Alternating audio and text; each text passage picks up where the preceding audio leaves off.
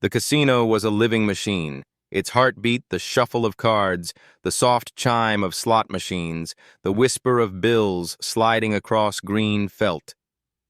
Lauren Carter moved through it like a shadow dressed in elegance, her black silk dress catching glints of gold from the overhead chandeliers. She didn't hurry. She didn't hesitate. Every step carried the unspoken grace of someone who knew how to own a room without announcing it. Yet even before she reached the high-limit tables, she felt the heat of eyes on her back. Not the kind of glance that admires, but the kind that measures, categorizes, and condemns. Two casino police officers leaned against a marble column, their uniforms crisp under the cold light. One murmured into a shoulder mic, eyes never leaving her. The other shifted his stance just enough to block the path ahead, his posture a silent warning. Lauren's heels clicked softly over the polished floor, a sound lost to the constant hum of jackpots and laughter, but to her it was a countdown. 10 steps away, the first officer pushed off the column.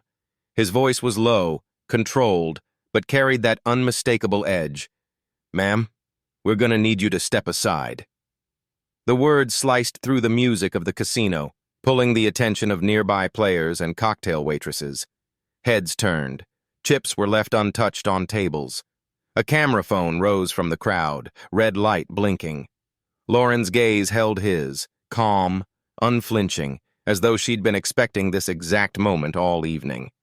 The air between them thickened, charged with an unspoken challenge neither was willing to name yet. Behind the officer, the other adjusted his radio, whispering something Lauren couldn't quite catch over the ringing of a jackpot nearby. But she caught enough to know it wasn't routine. It was targeted. And in this world, targeted was rarely about the game you were playing. The officer gestured toward a roped-off side corridor leading to the security wing. His partner moved in to flank her, a maneuver so practiced it almost looked polite. Almost. Lauren's eyes drifted briefly over the gawking crowd, over the security cameras that never blinked, over the reflection of her own composed face in a nearby mirror. She let a slow breath pass her lips, a single thought pulsing behind her eyes. They had no idea who they'd just pulled aside, and in less than a minute, the entire casino would find out.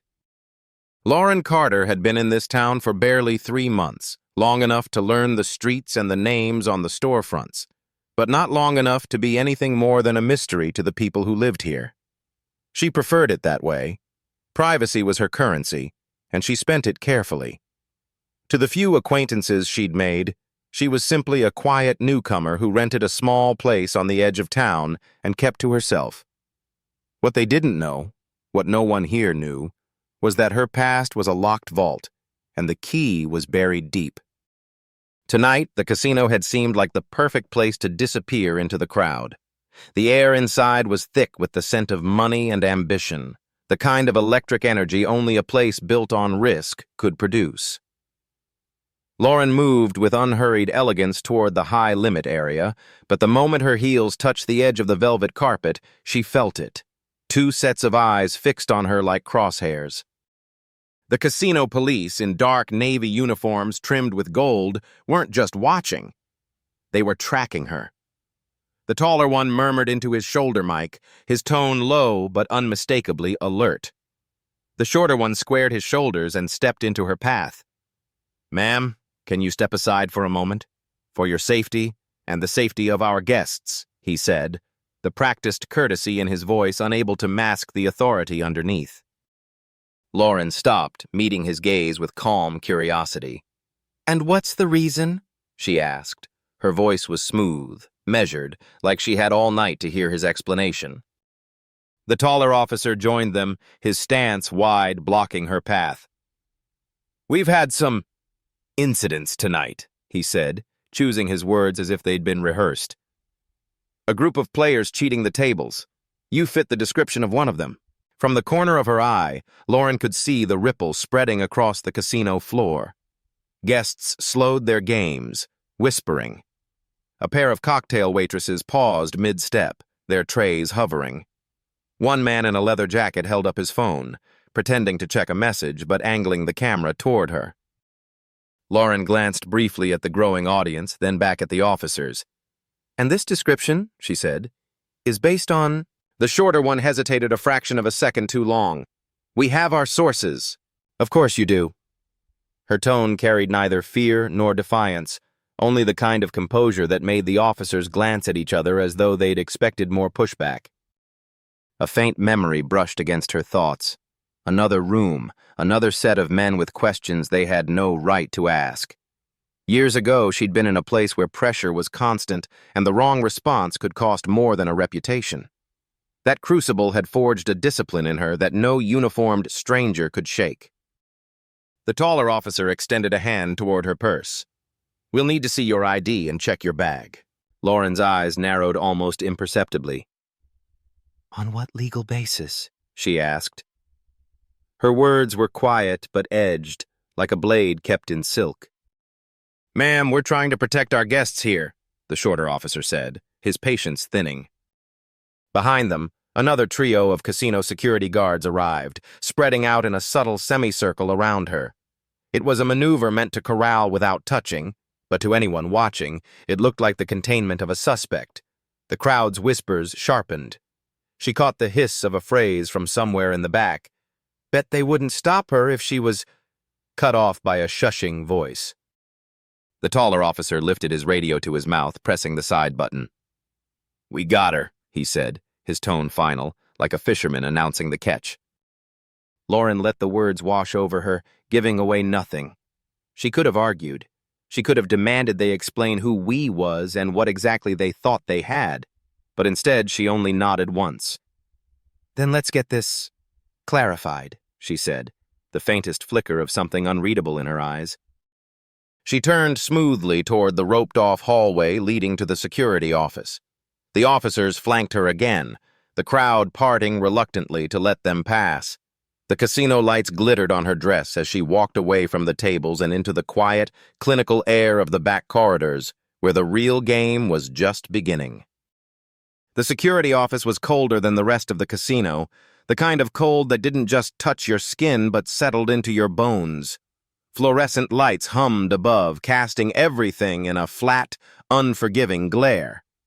Lauren stood in the center of the room, the walls lined with monitors showing every corner of the casino floor. The taller officer closed the door behind them with a muted click, shutting out the buzz of slot machines and murmured conversations. The shorter one wasted no time. "We've had reports of a woman using stolen credit cards at the blackjack tables," he said, the words delivered like a verdict rather than an accusation. "You match the description and your behavior on the floor was suspicious." Lauren let the statement hang for a beat, then tilted her head slightly. "I'll need to see your evidence," she said, her voice level but carrying a weight that made him glance briefly at his partner. "We'll wait for Metro PD," the taller one cut in, his tone clipped, final, as if the presence of the city police would somehow make their case more legitimate. A voice crackled over the radio, the words distorted but unmistakable. "Suspect. African-American female, black dress, secure and holding." Lauren's eyes narrowed ever so slightly. Profiling. The term was sharp in her mind, familiar, and as dangerous as any weapon in the room, but she kept her face unreadable, her breathing steady, giving them nothing. She'd learned long ago that silence could be as lethal as confrontation. The shorter officer reached for the purse they'd set on the desk earlier, pulling out her phone. His thumb hovered over the screen, testing the lock. Lauren's gaze snapped to his hand. "That's personal property," she said evenly. "You have no legal right to search it without a warrant." The taller one shifted his stance, not quite challenging her, but not stepping back either. "We're just making sure there's nothing here that compromises our investigation." Her eyes held his. "What compromises your investigation is violating the law you claim to uphold." The air thickened, the kind of tension that makes every small sound too loud. One of the casino's own security supervisors stepped in, drawn by the raised voices. "We can't be seen breaching protocol," he muttered to the officers, casting a nervous glance at the cameras overhead. The officers didn't answer, but the shorter one set the phone back on the desk with a reluctant clunk. And then it came, the distant wail of sirens, growing louder, closer, cutting through the sterile quiet of the room. The taller officer's hand drifted toward his radio, a faint smirk tugging at his mouth. "Metro's here," he murmured. The sound stopped just outside. The door swung open, but instead of the navy uniforms of Metro PD, 3 figures in dark suits and tactical earpieces filled the frame. Their presence shifted the air instantly, their authority undeniable. The man in front scanned the room in a single sweep, his gaze locking on Lauren. A subtle nod passed between them, a recognition no one else understood. Then he turned to the casino officers, his voice calm but edged with steel. "Step away from the agent." The 2 casino officers froze, as if the words had jammed the gears in their minds. "Agent?" the taller one repeated, his voice caught between disbelief and defensiveness. The lead federal agent stepped farther into the room, his badge clipped to his belt catching the light in a deliberate flash. 2 more agents fanned out behind him, one closing the door, the other positioning near the bank of monitors as if he already owned the place. "You heard me," the lead said, his tone flat, final. "Step away." Lauren didn't move, didn't speak. She let the silence work for her, the air thickening with the unasked questions in the officer's eyes. The shorter one glanced at the security supervisor as if hoping for some anchor in the sudden shift of power, but the supervisor looked like he wanted to melt into the wall. The taller officer's jaw flexed. He was trying to calculate the fallout of whatever had just happened. The lead agent turned his attention back to Lauren, his expression softening by a fraction. "Ma'am, you okay?" She gave a single nod. "Perfectly fine, though I'd like my phone back now." The shorter officer hesitated, his hand hovering near the device as if it had suddenly become dangerous to touch. Reluctantly, he slid it toward her. The agent's gaze swung to the officers. "Do you have any idea who you just detained? You've been interfering with a federal investigation." The words landed like a gavel strike, echoing in the small room. The taller one opened his mouth, but the agent cut him off with a raised hand. "Save it. Everything you've said, everything you've done in the last 20 minutes, it's all on camera." One of the agents by the monitors was already pulling up footage, scrubbing backward to the moment the officers had stepped in front of Lauren on the casino floor. The images on screen showed the tightening circle of security, the crowd forming, the whispered words into the radio. The narrative wrote itself, and it was damning.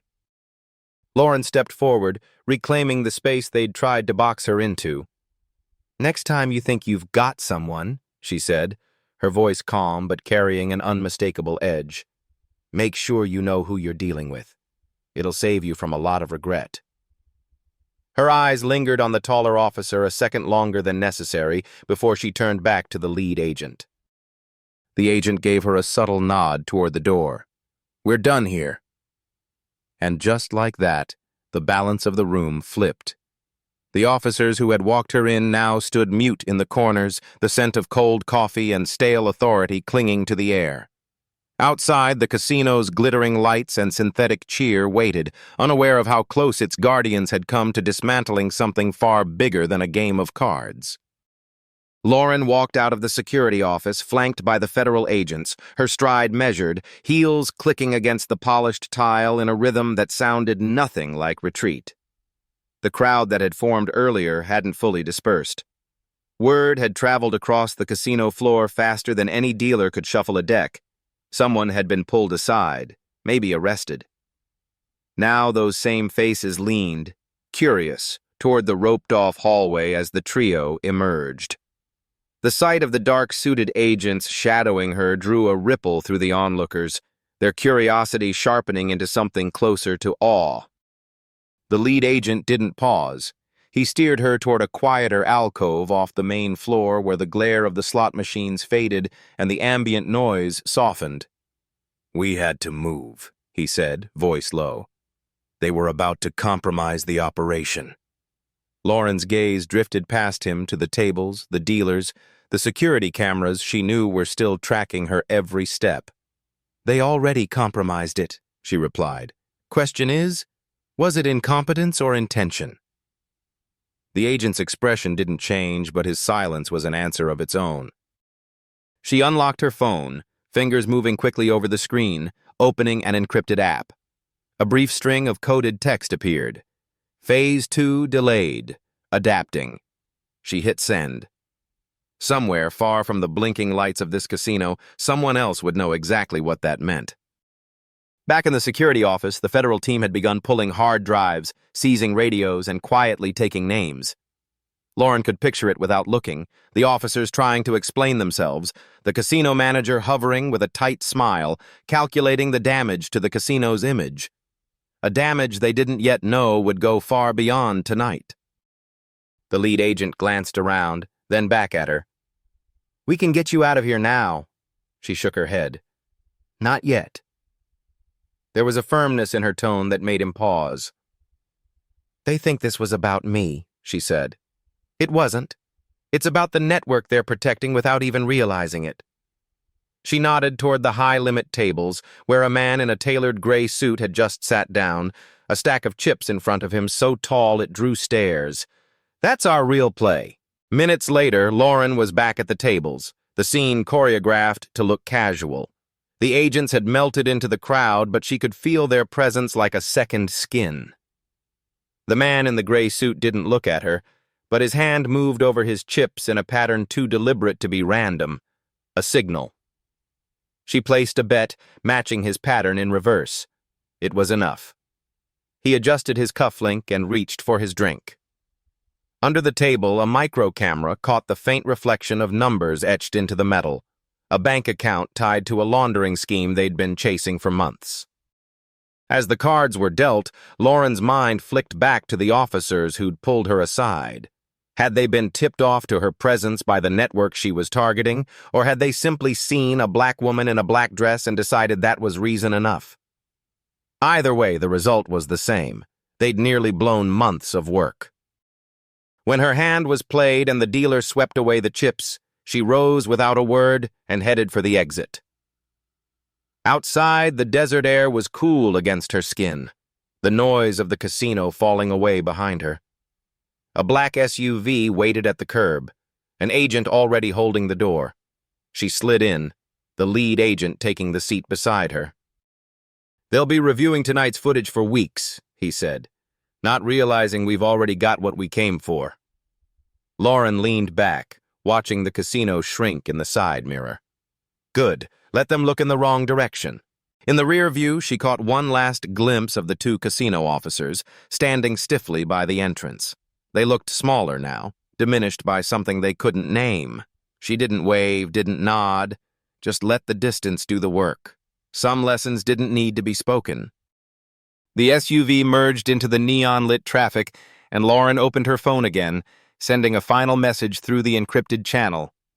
Package confirmed. Proceed to lock. The reply came almost instantly. Understood. She closed the phone and let the silence stretch between her and the agent beside her. The operation wasn't over, but this chapter was. And when the dust settled, the story that would linger in the casino's halls wasn't about a woman pulled aside. It was about how, in less than a minute, everyone froze without knowing why. The lights of the strip blurred into streaks as the SUV cut through the night.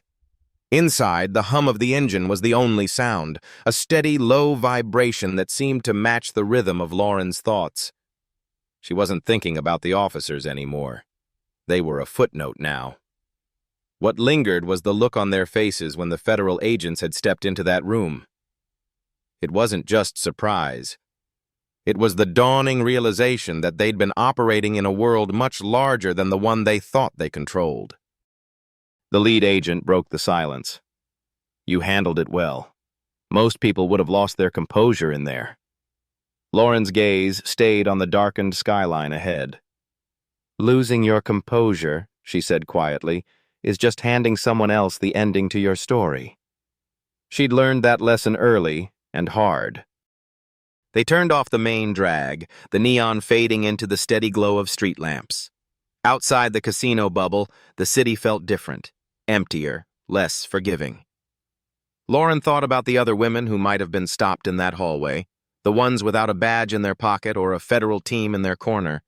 She knew the outcome for them would have been different. Her phone buzzed once, a new message lighting up the encrypted app. Transfer confirmed. Funds frozen. A clean win, at least on paper. But the work was never really over. Networks like the one she was chasing didn't vanish. They morphed, hid in new corners, waited for the next blind spot in the system. The SUV slowed in front of her building. The agent in the passenger seat stepped out, scanning the street before opening her door. She thanked him with a nod and stepped into the cool night air. The desert breeze tugged at the hem of her coat as she climbed the steps to her door. Inside, the silence was immediate and complete. She set her phone on the counter, slipped out of her heels, and poured herself a glass of water. The first sip tasted sharper than it should, like the night still clung to her.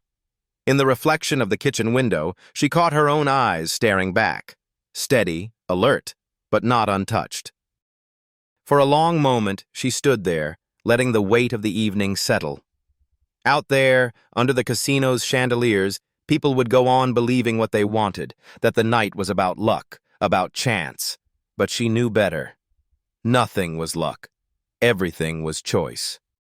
She flicked off the light, the apartment slipping into shadow. Tomorrow, the headlines would twist the story, social media would fill in the blanks, and the casino would try to bury what happened. But she didn't need the credit. She'd done what she came to do. And somewhere in that crowded, glittering room, there were two officers who would never forget the woman they'd pulled aside, and how, in less than a minute, their entire world froze.